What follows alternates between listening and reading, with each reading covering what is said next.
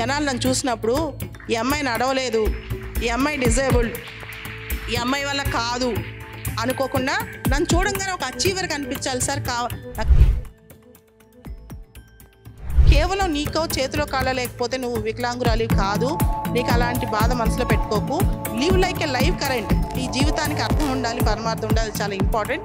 చిన్నప్పుడు మార్కులు తక్కువ వచ్చాయి, చిన్నప్పుడు నేను స్కూల్కి సరిగ్గా వెళ్ళలేకపోయాను, చిన్నప్పుడు నాకు ఇలా దిగులుంది, అవన్నీ పెట్టుకోకు. Fight back in life.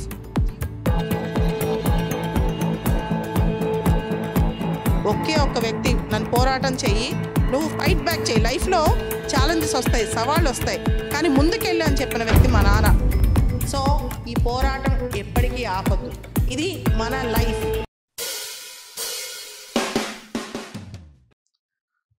రెండు 2013 చివరిలో నా దగ్గరకు ఒక అబ్బాయి వచ్చాడు. తన పేరు కృష్ణతేజ.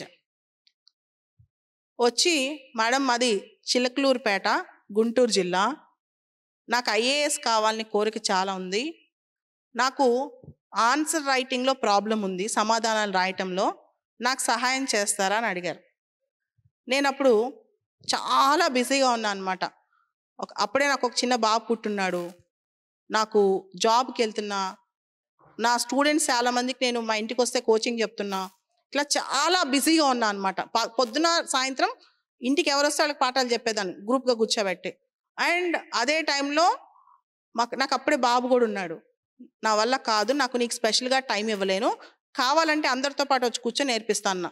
లేదు మ్యామ్, నాకు స్పెషల్గా ప్రాబ్లం ఉంది ఆన్సర్ రైటింగ్, నాకు మీరే సహాయం చేయాలి అన్నాడు. సో నేను కుదరదు అని చెప్పా. మరుసటి రోజు నా సెల్కి మేడం ప్లీజ్ అని చెప్పి మెసేజ్ వచ్చింది. తర్వాత మూడో రోజు మా ఇంట్లోంచి బయటకు నేను వచ్చేసరికి అరుగు ఒకటి ఉంటుంది, గట్టు ఉంటుంది అనమాట మా ఇంట్లో, దానిలో కూర్చుని ఉన్నాడు. మ్యామ్ ప్లీజ్ నాకు ఒక్క ఛాన్స్ ఇవ్వరా అని అడిగాడు.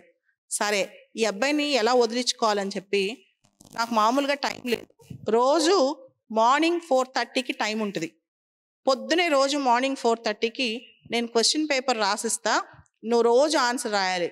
ఒక్కరోజు నువ్వు క్లాస్కి రాకపోయినా, ఒక్కరోజు నువ్వు ఆన్సర్ రాయకపోయినా నేను ఆపేస్తా, నీకు ఇంకా హెల్ప్ చేయను అని చెప్పాను. చలైనా వర్షాలైనా ఏదైనా సరే, ఎంత ప్రాబ్లం ఉన్నా సరే వచ్చేవాడు రోజు పొద్దున్నే. నేను నైట్ పడుకునే ముందు అబ్బాయి క్వశ్చన్ పేపర్ రాసి మా డ్రైవర్కి ఇచ్చి సోఫాలో పెట్టమని చెప్పి నేను పడుకునేదాన్ని. ఖచ్చితంగా వచ్చేవాడు. అలా 365 పరీక్షలు రాశాడు. ఆ తర్వాత సివిల్స్ ఎగ్జామ్కి వెళ్తే తనకి ఆల్ ఇండియా 66th ర్యాంక్ వచ్చింది. కేరళ క్యాడర్ వచ్చిందనమాట.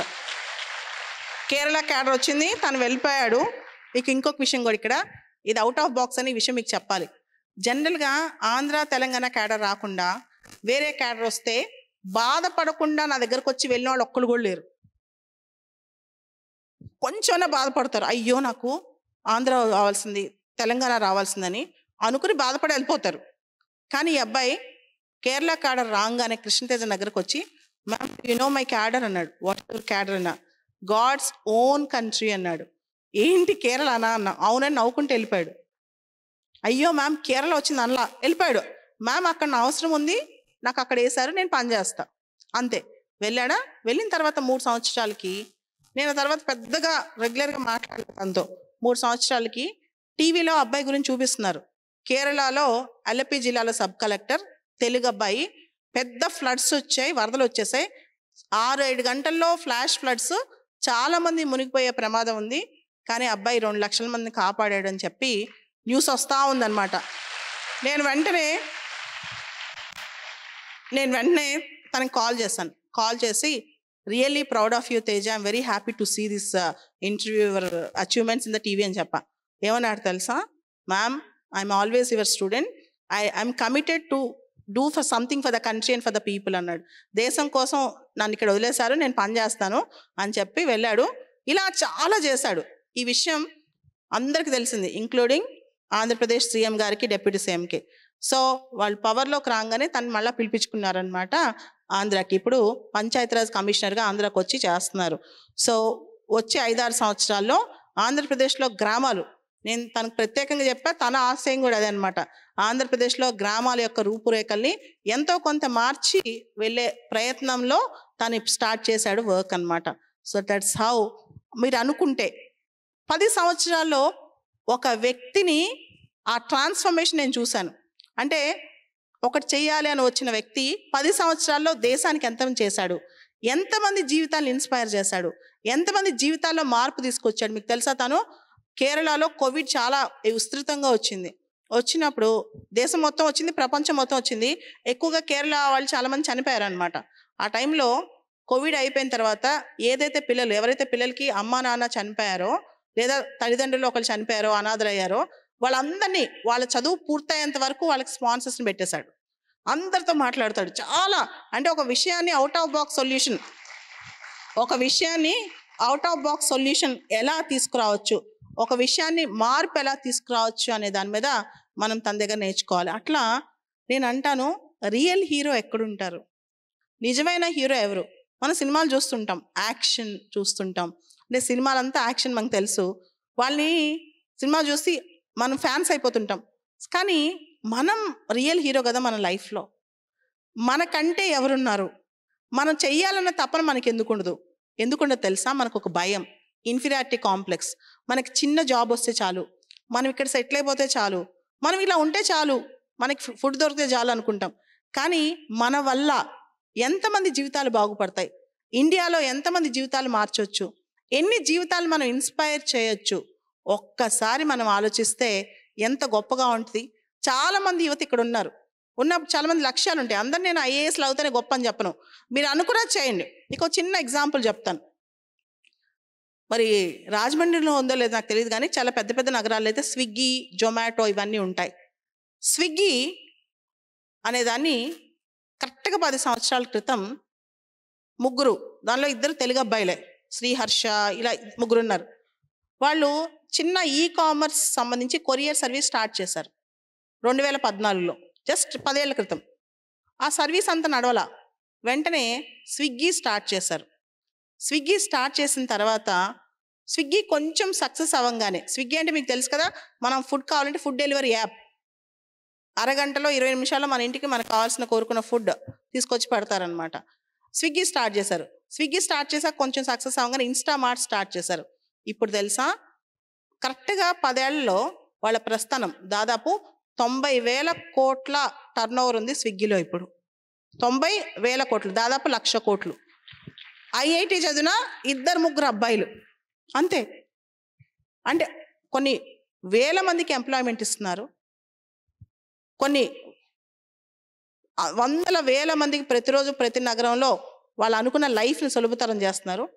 ఒక ఐడియా అనేది, మామూలు కుటుంబంలో పుట్టిన అబ్బాయిలు దేశాల్లో ఒక ఐడియా, ఒక బ్రాండ్ని ఎలా సృష్టించారు, ఐడియాని బయటికి ఎలా తీసుకెళ్లారు, ఎంత వినూత్నంగా ఆలోచించారు. సో ఇలాంటి యువత దేశంలో ఈరోజు ఉన్నారు. కానీ మనకి ఏంటంటే, ఇలా మనం చెయ్యొచ్చు, ఇలా చేస్తే నా జీవితంతో పాటు కొన్ని వేల మంది వేల నేను ప్రభావితం చేయొచ్చు, ఉద్యోగాలు ఇవ్వచ్చు అని ఆలోచింపచేసే ప్రయత్నమే నాది. ఇలా కొన్ని వేల శక్తులు మన చుట్టూ ఉంటాయి. మీరు ఒక్కసారి గమనిస్తే మీకు అర్థమవుతుంది. ఇందాక నేను కార్లో వస్తా ఒకటి ఆలోచిస్తూ వచ్చాను అనమాట, రతన్ టాటా గారు. ఫస్ట్ అదే ఎందుకు ఇంట్రడ్యూస్ చేశాను. మీకు ఒక చిన్న ఎగ్జాంపుల్ చెప్తాను. ఆయన చనిపోతే ఆయన ఇంట్లో కుక్క కూడా ఆయన శవం దగ్గర అలానే కూర్చొని బాధపడింది. ఆయన ఇంట్లో కుక్క కూడా. మీకు తెలుసా, ఆయన మనుషులు ఎలా ప్రేమిస్తారో అందరిని అలానే ప్రేమిస్తారు, ఇంక్లూడింగ్ కుక్కలను కూడా. ఇంట్లో కుక్క అంటే ఆయన కుక్కలన్నీ ఎక్కడి నుంచి వస్తాయి తెలుసా? స్పెషల్గా పెంచుకున్న స్పెషల్ డాగ్స్ కాదు అవి. ఏదైతే వీధిలో ఉంటాయో స్ట్రే డాగ్స్ అన్నమాట. Stray dogs. ఆయన స్ట్రే డాగ్స్ కోసం తాజ్మహల్ హోటల్, ముంబై తాజ్లో స్ట్రే డాగ్స్ వచ్చినా అక్కడ ఉండటానికి షెల్టర్ కల్పిస్తారు అక్కడ. సో అంత గొప్ప వ్యక్తి. ఆ గొప్ప వ్యక్తి గురించి ఒకటి చెప్తాను. మనం అనుకున్న ప్రామిస్ కష్టం వచ్చినా నష్టం వచ్చినా నెరవేర్చాలి. మీరందరికి తెలిసే ఉంటుంది, టాటా నానో కార్. సగటు సామాన్యుడికి ఒక కార్ ఇవ్వాలనుకున్నాడు ఆయన ఒకసారి వెళ్తూ ఉంటే ఎక్కడికో ఒక ఫ్యామిలీని చూశాడంట. ఫ్యామిలీలో 4 ఉన్నారు, భార్య, భర్త, 2 పిల్లలు. తడుచుకుంటూ స్కూటర్లో వెళ్తా ఉన్నారంట. ఆయనకి మనసులో అనిపించిందంట, middle class, lower middle class, poor families ఇండియాలో వీళ్ళకి సురక్షితమైన వాహనం తక్కువ ధరకి వాళ్ళు ఎఫర్ట్ చేసే ధరకి కార్ మనం ఎందుకు ఇవ్వలేమని చెప్పి దానిలోంచి వచ్చిన ప్రాజెక్టే టాటా నానో కార్. ఈ నానో కార్ లాస్ వచ్చింది, అయినా ముందుకు తీసుకెళ్లారు. ఎందుకు తెలుసా? ఆయన డ్రీమ్ సామాన్యుడికి ₹1,00,000 ఇవ్వాలని. ఆయన ఒకటి ప్రామిస్ చేస్తే అది చేస్తారంట, కష్టం వచ్చినా నష్టం వచ్చినా. అందుకనే Tata is equal to trust. ఎప్పుడైనా సరే మనం ఏం చేసినా, నువ్వు ఐఏఎస్ ఆఫీసర్ అవ్వచ్చు, నువ్వు పెద్ద ఎంటర్ప్రినర్ అవ్వచ్చు, లేకపోతే పెద్ద సైంటిస్ట్ అవ్వచ్చు, ఏదైనా అవ్వచ్చు, trust and credibility is very very important.